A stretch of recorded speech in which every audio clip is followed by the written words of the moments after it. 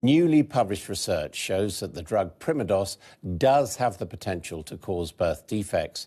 This comes after a government review last November found there wasn't enough evidence to link the hormone pregnancy test to fetal malformations. Well, with me is Sky senior political correspondent Jason Farrell, who has broke the original story and has been following up. So does this, in a sense, contradict the government's position? Yeah, it is at odds with the government report that was produced in November. They had actually seen some of Neil Vargesson's preliminary findings, but they didn't give it weight because it hadn't been published and it hadn't been peer-reviewed. So there was no analysis of his results. And this is the difference. They have now been published.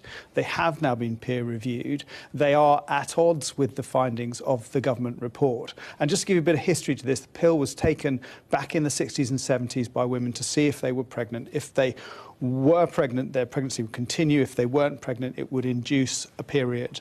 And what has happened over time is in 1978, it was taken off the market. There was a legal challenge, and the drugs manufacturer always denied that there was any form of malformation. Then many years later, this government commission report has come out saying that there wasn't enough scientific evidence, but a lot of the time they pointed to the fact that the evidence was outdated, it was used outmoded techniques, nothing can be done for decades.